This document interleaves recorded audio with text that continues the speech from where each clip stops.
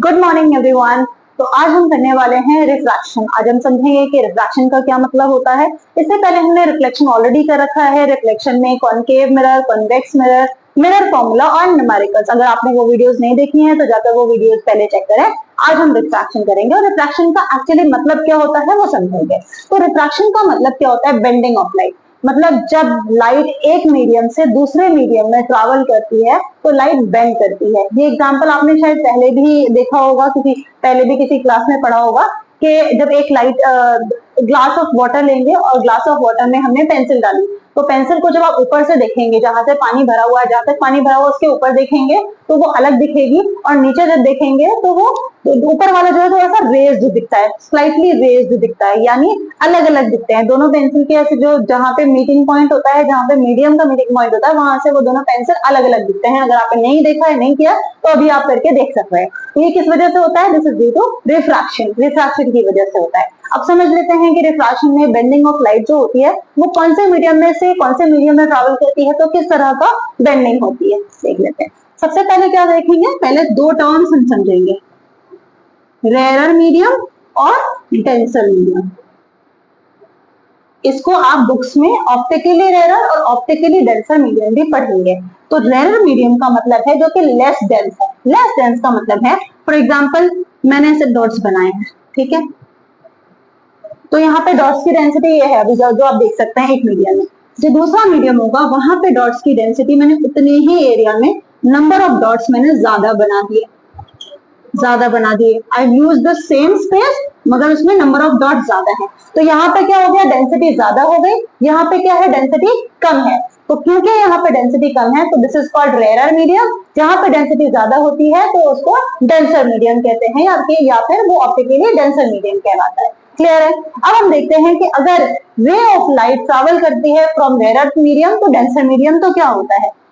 ये क्लियर हो गया आपको। अब ये देखते हैं कि एक मीडियम से दूसरे मीडियम में ट्रैवल करती है लाइट तो क्या होता है। ये मीडियम की बाउंड्री है, ये है हमारा मीडियम 1, ये है हमारा medium 2। Medium 1 is rare medium and medium 2 is denser medium. तो क्या होगा? जब लाइट यहां से ट्रैवल करेगी, रेयर मीडियम में जब ट्रैवल कर रही है लाइट, तो यहाँ पे एक इमेजिनरी लाइन होती है जिसको हम नॉर्मल बोलते हैं। इस इमेजिनरी लाइन को क्या बोलते हैं? नॉर्मल। ये क्या है? ये हमारी इंसिडेंट रे है। तो जब इंसिडेंट रे यहाँ से आ रही है तो क्योंकि रिफ्लेक्शन नहीं है, रिफ्लेक्शन में क्या होता है? रिफ्लेक्ट बैक हो जाती है ना, रिफ्लेक्ट हो जाती है, बाउंस बैक हो जाती है। बट यहाँ पे क्या हो रहा है? यहाँ पे लाइट ट्रैवल करेगी बट बेंड करेगी। Rare medium to denser medium में जब आएगी तो टुवर्ड्स द नॉर्मल। इसको आप साथ साथ में लिखते जाए, क्या होगा? Towards the normal. यानी जब rare medium to denser medium light travel करती है तो लाइट कहां जाती है? Towards the normal. बहुत इंपॉर्टेंट कंसेप्ट है, एग्जाम में किसी ना किसी तरह से पूछ लिया जाता है, तो इसलिए इसको आप नोट डाउन साथ साथ में करते जाएं जरूर से। उसके बाद फिर देख लेते हैं, अगर इसका जस्ट ऑपोजिट हो जाए, यानी फर्स्ट वाला मीडियम डेंसर मीडियम हो जाए और सेकंड मीडियम रेयर मीडियम हो जाए, तो फिर क्या होगा? तो लाइट इसी तरीके से ट्रैवल करेगी डेंसर मीडियम में, बट नॉर्मल पे जब आएगी तो अब बेंडिंग का टाइम आया। तो अब बेंड कैसे करेगी? यहाँ पे टुवर्ड्स द नॉर्मल कर रही थी, यहाँ पे अवे फ्रॉम द नॉर्मल करेगी, यहाँ पे अवे फ्रॉम द नॉर्मल। तो यहाँ पे जो बेंडिंग होगी वो होगी अवे फ्रॉम द नॉर्मल, यानी नॉर्मल से दूर जाएगी लाइट रे। ये हमारी इंसिडेंट रे है और ये हमारी रिफ्रैक्टेड रे है। ये सी लाइन में जाएगी, इंसिडेंट रे है और ये रिफ्रैक्टेड रे है।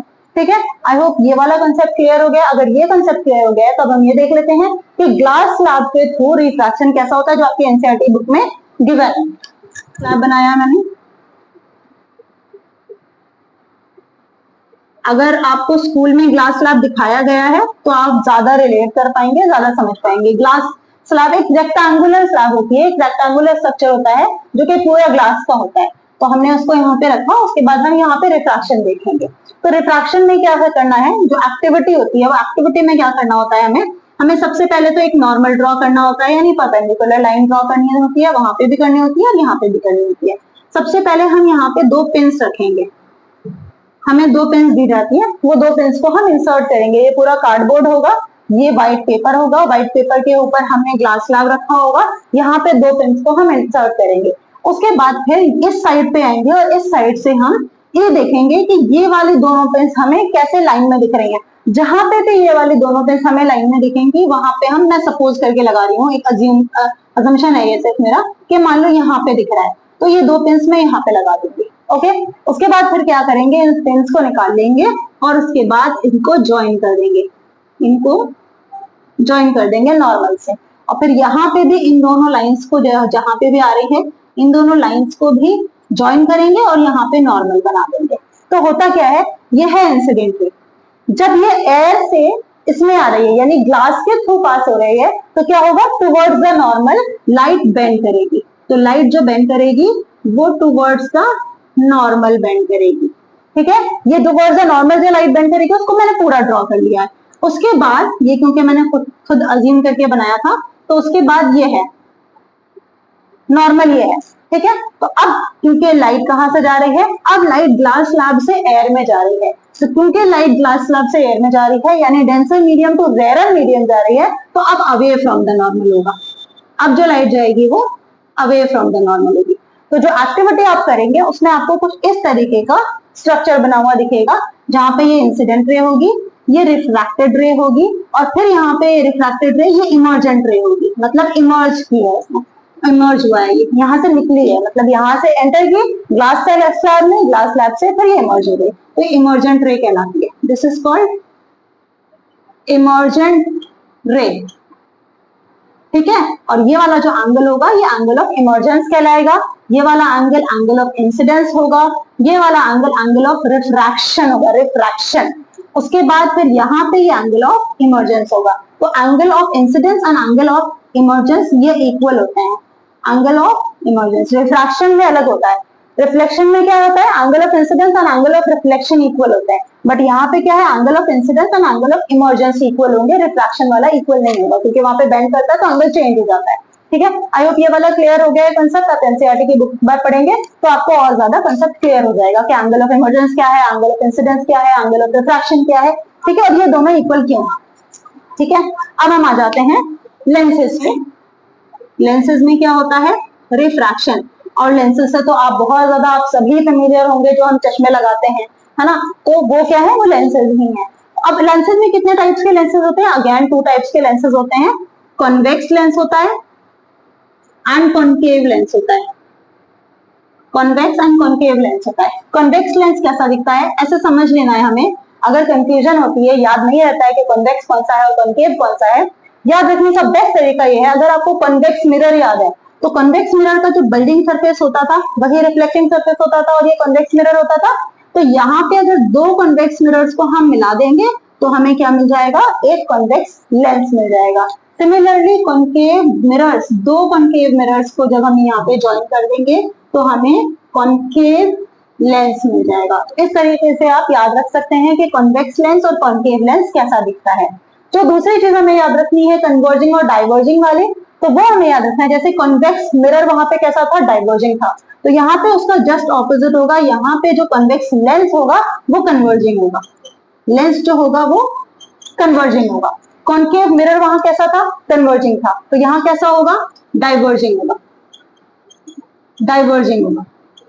ठीक है, यहाँ पे क्या होगा, जैसे ये प्रिंसिपल एक्सिस है, तो यहाँ से जब रेज जाएंगी, और ये ऑप्टिकल सेंटर है, ठीक है, ये ऑप्टिकल सेंटर है, ये ऑप्टिकल सेंटर है। ठीक है, ऑप्टिकल सेंटर क्या होता है अभी मैं आपको बताती हूँ। तो यहाँ से जब रेज जाएंगी, ऑब्जेक्ट जब यहाँ पे रखा होगा, यहाँ से रेज जाएंगी तो यहाँ पे रुकेंगी और उसके बाद बेंड होगी। तो जो रेज जो बेंड होती है वो एक पॉइंट पे जाके, जैसे यहाँ से भी रेज आ रही है तो यहाँ पे रुक के एक पॉइंट पे जाके बेंड होंगी यहाँ पे। तो ये क्या कर रहा है, कन्वर्ज कर रहा है, फोकस पॉइंट पे कन्वर्ज कर देता है। यहाँ इस केस में क्या होगा, इस केस में भी हम प्रिंसिपल एक्सिस ड्रॉ कर लेते हैं और ऑप्टिकल सेंटर से एक इमेजिनरी लाइन ड्रॉ कर लेते हैं। तो यहाँ पे क्या होता है, जैसे यहाँ से रेज गई, अब ये आगे नहीं जाएंगी, ये क्या होंगी, डाइवर्ज होंगी, मतलब ये कन्वर्ज नहीं होंगी, आगे तो जाएंगे बट कन्वर्ज नहीं होंगी, एक पॉइंट पे नहीं आएंगी, ये डाइवर्ज जाएंगी, यानी ये ऐसे चली जाएंगी, फिर ये वाली रह जाएंगी, फिर ये भी ऐसे चली जाएगी। और जब ये ऐसे जाएगी तो हम इमेजिनरी लाइन बनाकर इमेजिनरी लाइन बनाएंगे और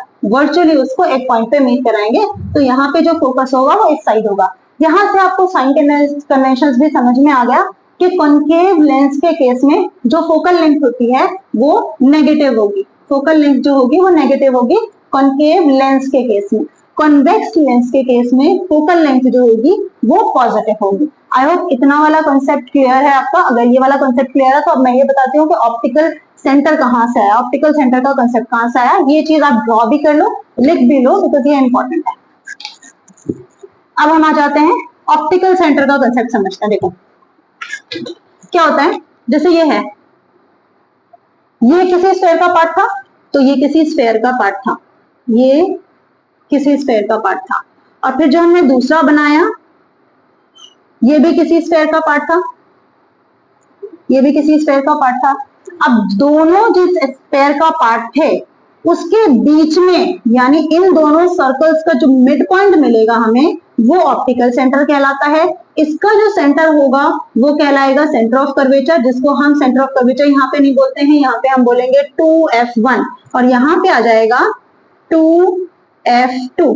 ये वाला 2f1 होगा, इस साइड वाला 2f2 होगा, और इसके बीच का जो डिस्टेंस होता है उसको हम बोलते हैं फोकस, यानी f1 होगा। तो ये मैंने जरा समझाने के लिए बताया था। ऑब्वियसली इतना बल्ज्ड नहीं बनाना है आपको, इतना बल्ज्ड नहीं बनाना है। ये मैं अभी कैसे बनाना होता है परफेक्टली, आपका लेंस कैसा परफेक्ट दिखेगा, हर बार सेम कैसा दिखेगा, इसका तरीका भी मैं आपको अभी बताऊंगी।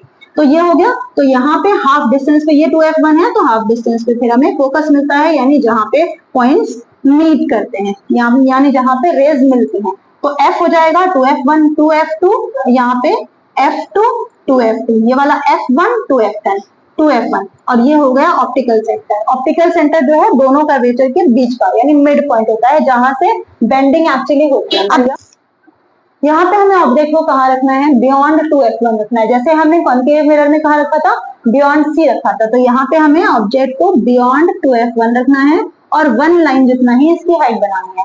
तो ये यहाँ से जाएगी, स्ट्रेट लाइन जाएगी, आप स्केल की हेल्प से करेंगे, और उसके बाद एग्जैक्टली यहाँ से बेंड हो जाएगी। दूसरी जो लाइट हमारी जानी है वो जानी है ऑप्टिकल सेंटर से, इस तरह से, और इस तरह से ये बिटवीन f2 एंड 2f2 ये मीट करेगी, बिटवीन f2 एंड 2f2। इसको आप जब स्केल से करेंगे तो आपके पास एक परफेक्ट इमेज बनकर रेडी होगी। ये देखिए f2 है, यहां से ये इस तरह से है, ठीक है। तो ये यहाँ पे इमेज बन रही है। यहाँ पे जो हमारे पास इमेज मिलेगी वो इमेज कैसी होगी, ये इमेज होगी, ये है 2f1 2f2। तो यहाँ पे जो हमें इमेज मिलेगी, ये मिलेगी smaller than the object, smaller than the object. आप इसको जब तक खुद ड्रॉ नहीं करेंगे, प्रैक्टिस नहीं करेंगे, तब तक ये नहीं सीख पाएंगे। उसके बाद इसकी देखने से पता चल रहा है कि इसका नेचर कैसा है, real and inverted, real and inverted. जो इमेज बनेगी वो कैसी बनेगी, रियल है, क्योंकि उसको स्क्रीन पे लेना होगा, पोजीशन होगी, वो पोजीशन, यहाँ पे पोजीशन ऑफ ऑब्जेक्ट क्या था, बियॉन्ड 2f1, तो इमेज की जो पोजीशन होगी वो बिटवीन f2 एंड 2f2 होगी, f2 एंड 2f2, यानी f2 और 2f2 के बीच में इमेज बनेगी, स्मॉलर देन द ऑब्जेक्ट होगी, और रियल एंड इन्वर्टेड होगी, जो कि आप क्लियरली देख सकते हैं। आई होप इतना कंसेप्ट आपको समझ में आ गया है। अगर ये समझ आ गया है तो हम नेक्स्ट डायग्राम पे चलते हैं, जिसमें हमें क्या करना है, अब इस ऑब्जेक्ट को 2f1 पे रखना है। पहले हमने बियॉन्ड 2f1 रखा, अब हम 2f1 पे रखेंगे और देखेंगे कि इमेज कैसी बन रही है। होगा एट 2f1, तो हमारा जो ऑब्जेक्ट रखना है हमें वो रखना है एट 2f1। तो अगेन एक प्रिंसिपल एक्सिस बनाना है, लेंस बनाना है। मैं डायरेक्टली बना रही हूँ क्योंकि ऑब्वियसली मैं स्केल और पेंसिल और कंपास यूज नहीं कर रही हूँ यहाँ पे, तो अभी मैंने डायरेक्टली बनाया है। आपको पेंसिल स्केल जैसे मैंने बताया है इंस्ट्रक्शन, उस वैसे ही करना है। यहाँ पे हो जाएगा हमारा f1, this is our 2f1, here is f2 and this is 2f2। ये मैं सिर्फ अपने आइडिया से लेती हूँ, आपको जो लेना है, जैसे मैंने मेजरमेंट बताई है इससे पहले बिल्कुल वैसे ही मेजरमेंट लेनी है, ठीक है। तो अब हमें ऑब्जेक्ट को कहाँ पे रखना है, 2f1 पे रखना है। जब 2f1 पे रखेंगे तो स्ट्रेट गई और बिल्कुल वैसे ही f से पास हो जाएगी, और दूसरी जो रे पास होगी वो ऑप्टिकल सेंटर से पास होगी। तो जब हमने 2f1 पे रखा और ये लाइन जो है स्ट्रेट जाएगी हमारी, जब हमने 2f1 पे रखा,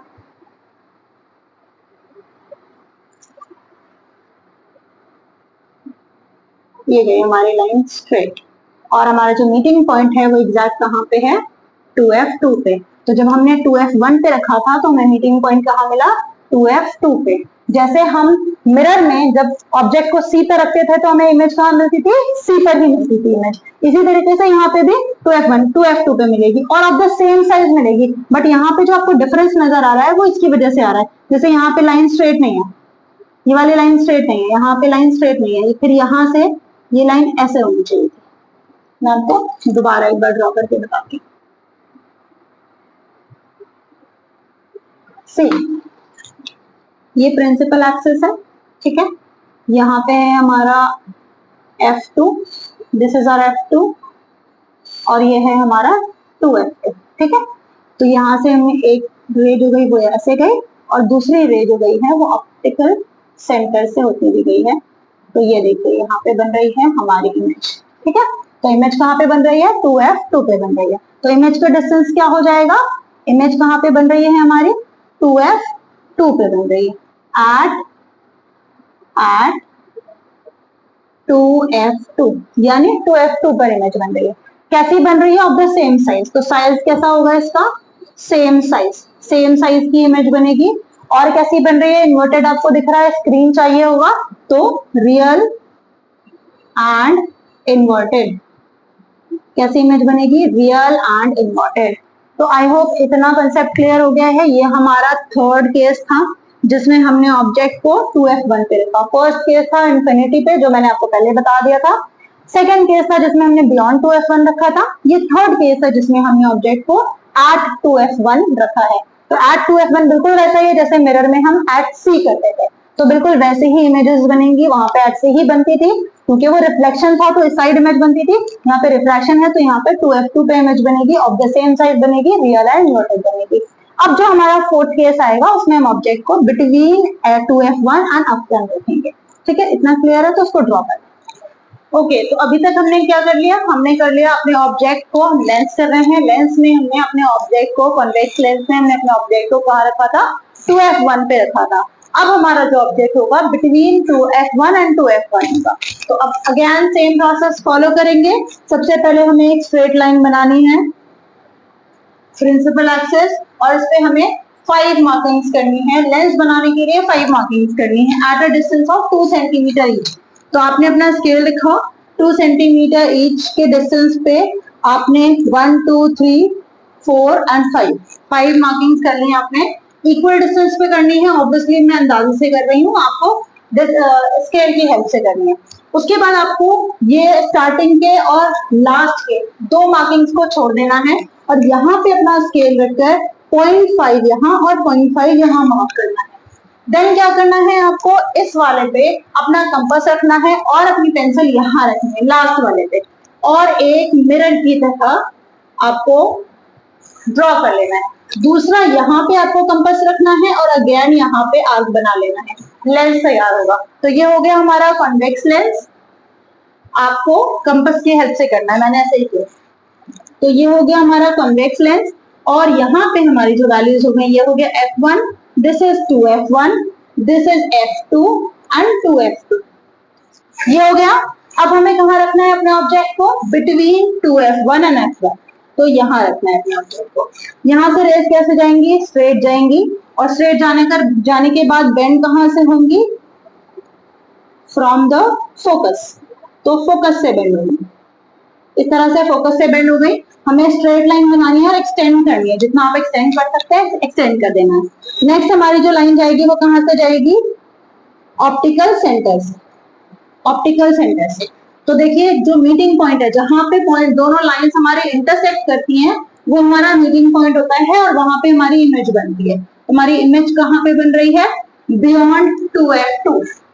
तो अगर हमने ऑब्जेक्ट को बिटवीन f1 एंड 2f1 रखा है तो हमारी इमेज कहाँ पे बनेगी, इमेज कहाँ पे बनेगी, बियॉन्ड 2f2। अब देखिए ये रिलेशन भी समझना है कि जब हमने ऑब्जेक्ट को बियॉन्ड 2f1 रखा था तो हमारी इमेज कहाँ बन रही थी, इसके बीच में बन रही थी। अभी हमने ऑब्जेक्ट को जब बीच में रख दिया तो हमारी इमेज कहाँ बन रही है, बियॉन्ड 2f1। तो इसलिए आप इस तरह से भी रिलेट करके याद रख सकते हैं। ओके, अब इसकी अगर हम नेचर की बात करें, what is the nature, it is obviously real and inverted. क्यों? क्योंकि यहाँ पे स्क्रीन पे मिलेगी और इन्वर्टेड हमें दिख रही है, तो ये हो गई रियल एंड इन्वर्टेड। इमेज कैसी बनेगी? Real and inverted. साइज क्या होगा? मैं यहाँ पे लिख रही हूँ, साइज क्या होगा? साइज देखिए, देखने से ही पता चल रहा है, लार्जर देन द ऑब्जेक्ट, यानी ऑब्जेक्ट से बड़ी है। लार्जर देन द ऑब्जेक्ट, यानी ऑब्जेक्ट के कंपैरिजन में जो इमेज का साइज होगा वो बड़ा साइज होगा। ये रे डायग्राम अगर आपको समझ में आ गया है, पॉज कर ले, करेक्ट करके इसको ड्रॉ कर ले।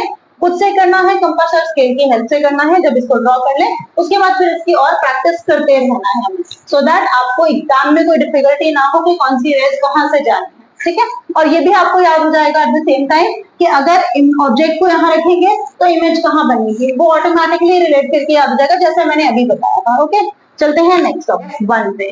तो एट F1 पे रखना है। अगेन सेम चीज करनी है, प्रिंसिपल एक्सेस ड्रॉ किया, 5 मार्किंग्स की at a distance of 2 centimetre each. Last के 2, स्टार्टिंग के 2 छोड़ दिए, 0.5 मार्क किया। कंपास यहाँ रखा, पेंसिल की हेल्प से यहाँ आर्क बनाया। कंपास यहाँ रखा, पेंसिल की हेल्प से यहाँ आर्क बनाया।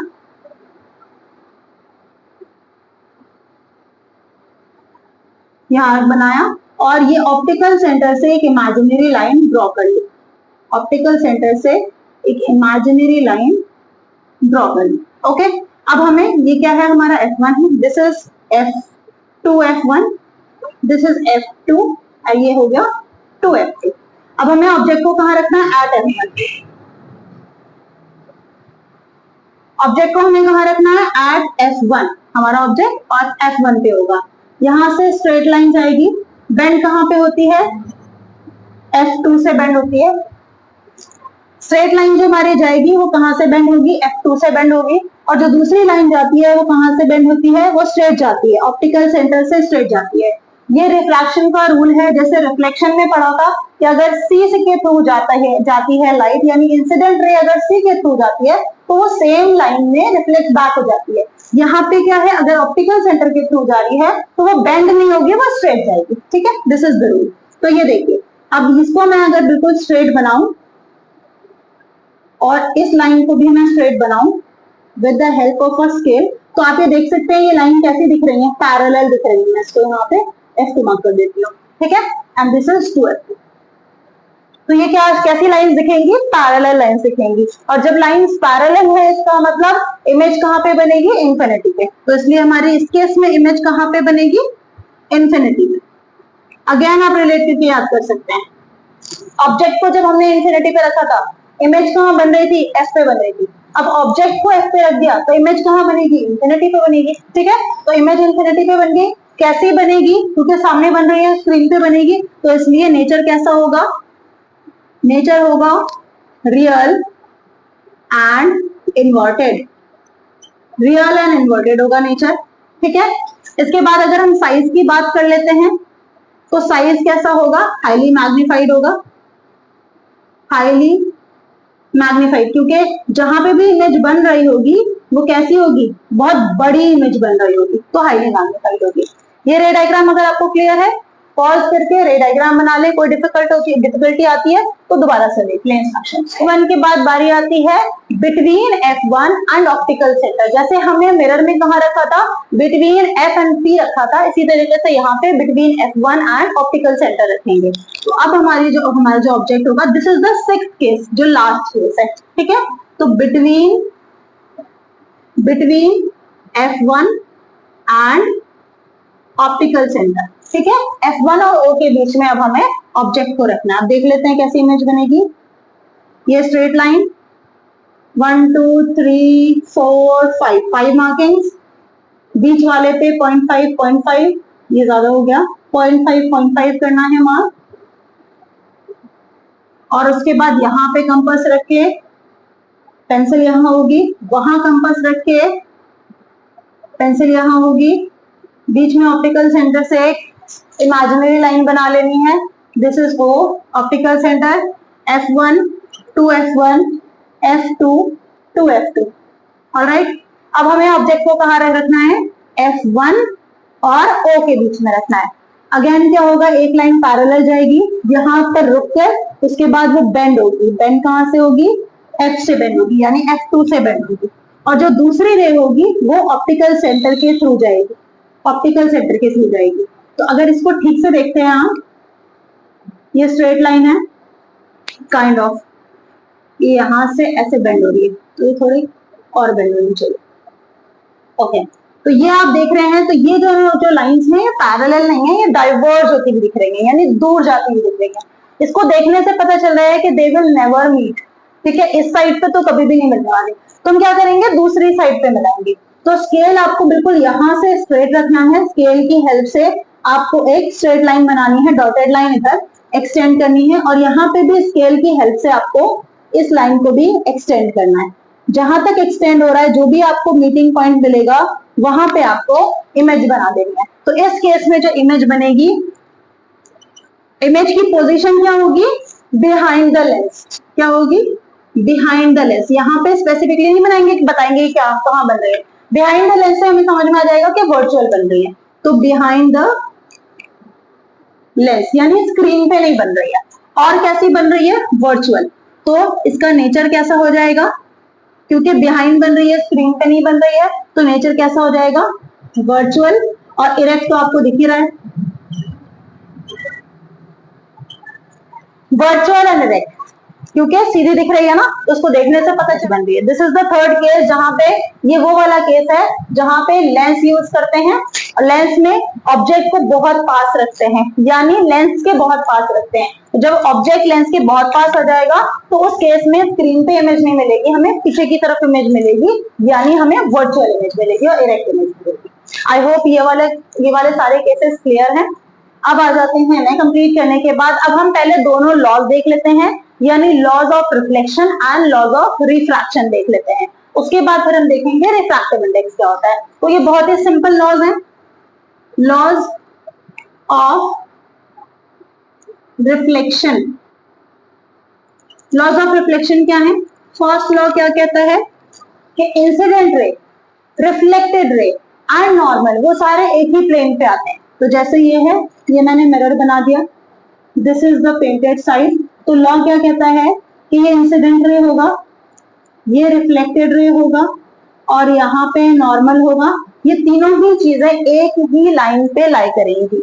तो क्या होगा, incident ray, incident ray, reflected ray, reflected ray and normal, normal, they lie on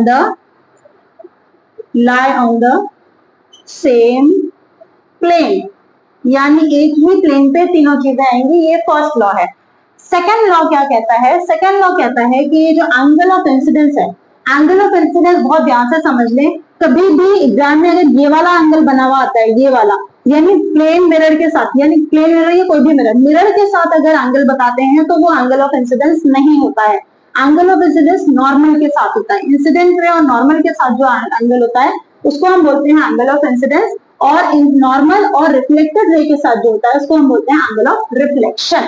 तो सेकंड लॉ क्या कहता है कि angle of incidence is equal to angle of reflection के समझ में आ गए। तो इसी तरह से रिफ्रैक्शन के लॉज है, मैंने दोनों लॉज इसीलिए साथ में कराए हैं ताकि आप दोनों लॉज को रिलेट करके समझ पाए और दोनों में क्या डिफरेंस है ये भी समझ पाए और याद भी रह पाए। तो ये लॉज आप एक बार लिख लें, उसके बाद फिर हम लॉज ऑफ रिफ्रैक्शन करते हैं।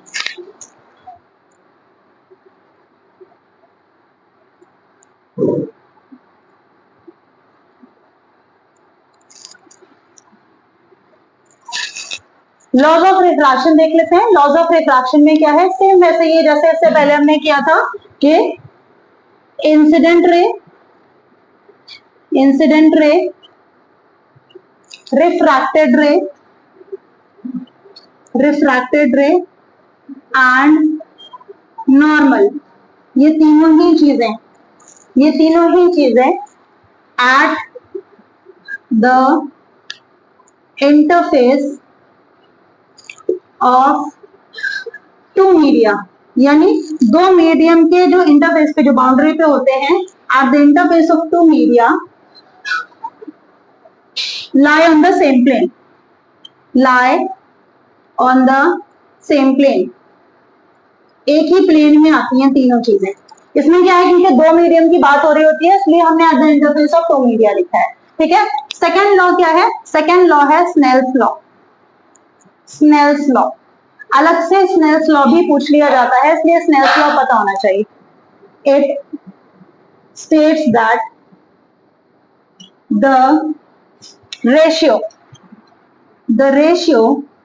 of sine of angle of incidence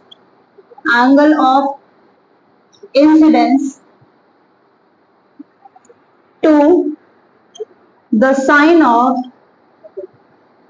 angle of refraction remains constant। इसको ध्यान से समझ लेते हैं, इसमें क्या है, स्नेल्स लॉ क्या कहता है, स्नेल्स लॉ कहता है कि अगर हम एंगल ऑफ इंसिडेंस का साइन निकालें और एंगल ऑफ रिफ्रैक्शन का भी साइन निकाल लें, साइन मतलब trigonometric ratio, sine cos tan वो वाली रेशियोज, तो ट्रिग्नोमेट्रिक रेशियो अगर हम दोनों का साइन निकाल लेते हैं और दोनों का रेशियो निकालते हैं, that will always remain constant, यानी जो भी वैल्यू आएगी वो हमेशा सेम रहेगी।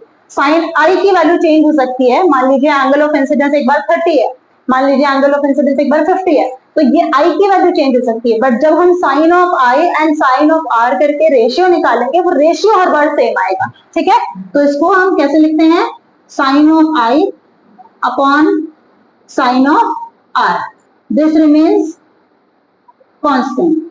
ये क्या होगा, ये हमेशा कांस्टेंट रहेगा। This is called Snell's law.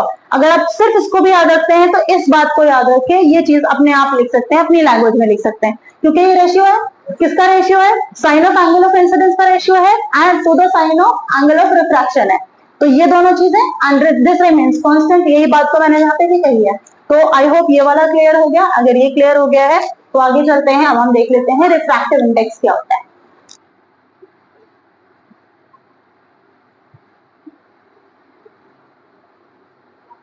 Refractive index क्या होता है, refractive index is the ratio of speed of light in one medium to the speed of light in another medium. यानी जब रिफ्रैक्शन होता है तो क्या होता है, लाइट एक मीडियम से दूसरे मीडियम में ट्रैवल कर रही होती है, तो जब एक मीडियम में ट्रैवल करती है तो उसकी एक स्पेसिफिक स्पीड होती है, जब दूसरे मीडियम में जाएगी, मान लीजिए रेयर टू डेंसर जा रही है, तो स्पीड ऑफ लाइट कम होगी ऑब्वियसली, जहां पे ज्यादा भीड़ भाड़ होती है वहां पे क्या होती है, हमारी स्पीड कम हो जाती है ना। सिमिलरली आप इसमें भी समझ सकते हैं कि लाइट की स्पीड क्या होगी, कम हो जाएगी, या फिर अगर डेंसर टू रेयर मूव कर रही है लाइट तो क्या होगा, स्पीड ऑफ लाइट ज्यादा हो जाएगी, राइट। तो रिफ्रैक्टिव इंडेक्स को हम कैसे लिख सकते हैं, रेशियो है दोनों स्पीड का। नोट करते हैं एन से, और समटाइम्स आपने ये म्यू भी देखा होगा, तो मैं यहाँ पे इससे डिनोट कर रही हूँ। जब मैं रिफ्रैक्टिव इंडेक्स ऑफ 1 2 लिख रही हूँ, उसका क्या मतलब है, या ध्यान से समझ लें।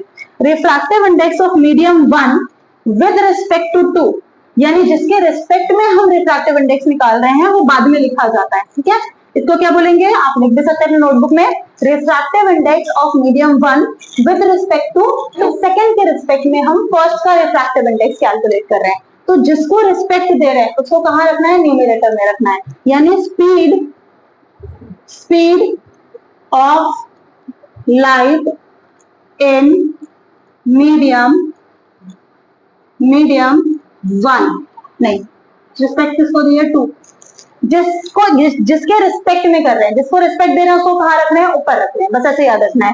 तो सेकंड मीडियम को रिस्पेक्ट दे रहे हैं, इसलिए speed of light in medium 2 हो जाएगा, divided by speed of light in medium 1 होगा, divided by speed of light in medium 1। This is the formula of refractive index. यानी अगर मैंने लिख दिया refractive index of 2 with respect to 1, अगर मुझे सेकंड का निकालना है विद रिस्पेक्ट टू 1, तो यही चीज चेंज हो जाएगी, यानी speed of light in m लिख रही हूं मैं मीडियम के लिए, 1 हो जाएगा, इन एम 1, यानी मीडियम 1, क्योंकि मीडियम 1 के रिस्पेक्ट में कर रहे हैं, upon speed of light in M2 यानी मीडियम 2। तो अगर ये चेंज होता है तो उसके अकॉर्डिंग ये भी चेंज हो जाएगा। उससे भी याद रखना है जिसके रिस्पेक्ट में करते हैं, जो बाद में आ रहा है उसके रिस्पेक्ट में कर रहे हैं, और वो चीज ऊपर लिखी जाएगी यानी न्यूमरेटर में लिखी जाएगी। इसके बाद फिर एक और कंसेप्ट आता है एब्सोल्यूट रिफ्रैक्टिव इंडेक्स। अब देख लेते हैं आपने एब्सोल्यूट रिफ्रैक्टिव इंडेक्स क्या होता है। Absolute refractive index, absolute refractive index क्या होता है, जैसे हमने पहले क्या किया था, जिस मीडियम का हमें रिफ्रैक्टिव इंडेक्स कैलकुलेट करना था उसको किसी और के रिस्पेक्ट में हमने कंपेयर करके देखा था। यहाँ पे क्या करते हैं, किसी और मीडियम को नहीं लेते, यहाँ पे एयर से कंपेयर करते हैं। यानी यहाँ पे होगा speed of light in air divided by speed of light in the medium, given medium. ये होगा speed of light in air को हम c से रिप्रेजेंट करते हैं। इसकी वैल्यू होती है 8 into 10 raise to power 3 into 10 raise power 8। 3 into 10 raise power 8 जो है ये speed of light in air की वैल्यू होती है, जो हमें ऑलरेडी पता है।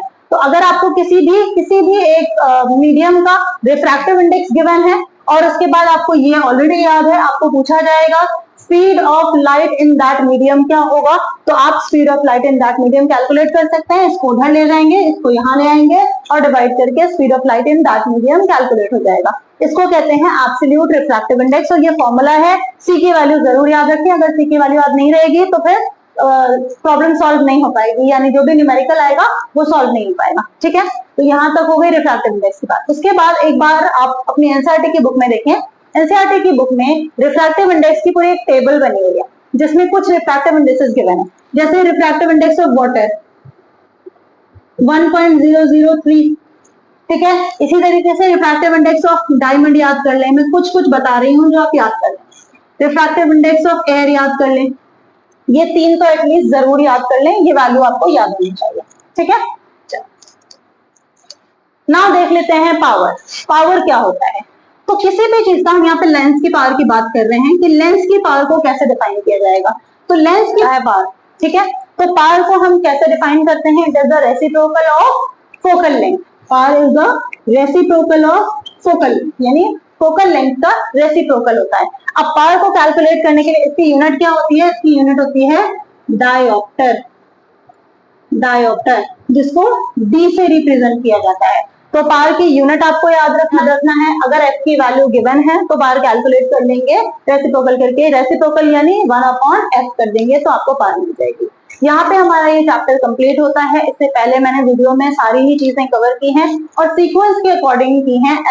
जैसे आपकी एनसीईआरटी में गिवन है एग्जैक्टली वैसे नहीं किया। जैसे मैंने पहले रे डायग्राम्स किए हैं तो रे डायग्राम्स को अच्छे से समझा दिया है। कॉनकेव मिरर और कॉन्वेक्स लेंस के रे डायग्राम्स करवाए हैं क्योंकि उसमें 6 केसेस हैं और वो रे डायग्राम्स आपको अच्छे से पता होने चाहिए। उसके अलावा जो रे डायग्राम्स है वो सिर्फ 2 रे डायग्राम्स है जिसको डिस्कस किया है पहले, तो आप उसको देख सकते हैं वीडियोस को। उसके अलावा हमने रिफ्रैक्टिव इंडेक्स कर लिया है, लास्ट में हमने पावर किया है। तो सारी ही चीजें बहुत ही छोटा करके छोटी छोटी वीडियोस हैं, अगर आप उनको देखेंगे तो आपको ज्यादा क्लैरिटी आएगी, समझ में आएगा। अगर कोई भी डाउट है तो आप जरूर कमेंट बॉक्स में मुझे बताएं और मैं कोशिश करूंगी कि उन डाउट्स को जरूर क्लियर करूं। Thank you.